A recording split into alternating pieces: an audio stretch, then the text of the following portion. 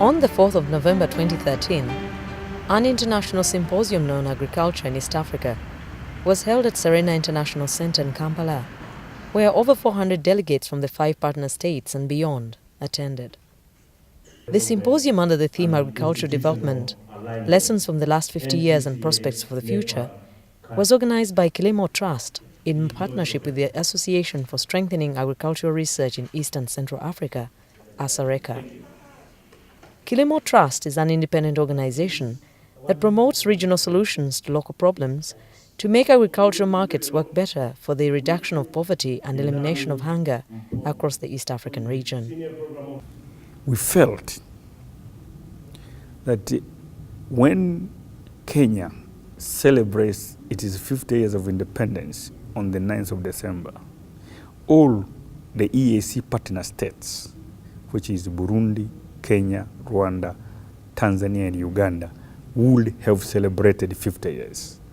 Which means we say, although each country celebrated its 50 years of independence separately, but now jointly as a community, we are 50 years old since independence.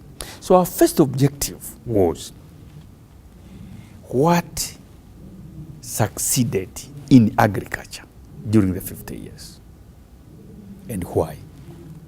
The second thing was to know what did not succeed and what went wrong and why. That was our first part of the objective. Can we put together the lessons of our 50 years of independence in agriculture? And we did that one perfectly. For the very first time, the symposium provided an opportunity for over 100 youths in agriculture to deliberate from their own perspective on the opportunities and challenges in the agricultural sector within the East African Common Market. We also felt because of their numbers, the power in numbers, we are talking of 40% of 140 million population of the EAC are youth. So really their role could not be overlooked. Then there was another concern that youth have been underrepresented. You find that in these big meetings and conferences, the few youth who make it to the meetings, by the end of the day they feel intimidated by the big titles and they end up not expressing themselves. So they are kind of left out and other people plan for them. And this is what they don't take up, because if you plan for me, I'm the youth, and you are telling me do this and my interests are different and you don't understand them, then I won't take your guidance. In his welcoming remarks, the Kilimo Trust Chief Executive Officer, Professor Nuhu Hatibu, advised the youths to use their big numbers and expertise in new technologies to embrace the agricultural sector for a better future. You youth, you are very good in using gadgets, iPads, mobile telephones, but none of you, I'm sure, knows exactly what is going on inside those gadgets. The future of agriculture in this region lies in your hands. Not just the future of agriculture, it is actually the future of Africa lies in your hands. Now, the main issue for you youth is in what position are you going to be in that economy? Are you going to be the captains of that economy, or are you going to be the laborers? That's your challenge. The Executive Director of ASARECA, Dr. Fina Opio, noted with dismay the negative attitude among the youth in agriculture, whom she said had shunned the sector for unsustainable menial jobs in urban centres. She also advised them to change their mindset towards taking the lead position in modernizing the sector. Please, youth, this is now the time, as we are saying. What can you do as youth to encourage the scientists, to encourage the young population down there that agriculture is not just a way of life, that agriculture is a business?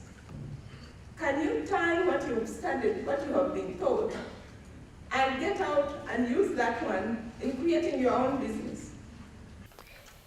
The head of the Department of Agriculture and Food Security at the East African Secretariat, Moses Marwa, also addressed the youths and echoed similar messages. As you are aware, global food insecurity has worsened and continues to represent a serious threat for humanity. The situation is more precarious in Africa. the number of people suffering is high and increasing, in particular in this region. One of the factors threatening the future of agriculture is the low participation of youth in agricultural development. The youth are not only the leader of tomorrow, but also future farmers, entrepreneurs, innovators, the scientists, technologists, the inventors, managers, as well as captain of industry. In his official opening speech, read for him by the Commissioner for Youth and Children in the Ministry of Gender, Labour and Social Services, Mondo Kyateka, the State Minister for Youth and Children said he has a strong belief that East Africa as a region can be a food basket for all of Africa and beyond due to its good soils and weather.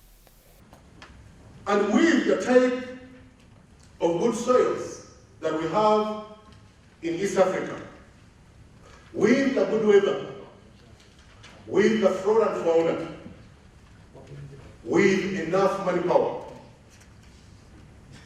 why can't we turn East Africa into a food basket of Africa? We definitely don't have any convincing reason.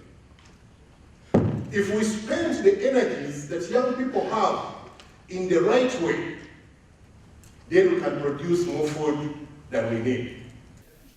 In her keynote address, Unami Mpofu, a senior program officer, capacity development and institutional alignment of NEPAD, noted that for any future development to be registered in agriculture, the youths need to be targeted as a big force to reckon with. We also need to recognize that at the heads of the state level, there have already been in 2009, the African Youth Charter has been put in place with a 10-year action plan. And therefore we need to recognize that there are already a framework that exists. How do we harness and build on that to realize that youth are really the backbone for the future? They really are the backbone in terms of the efforts that we make towards creating wealth.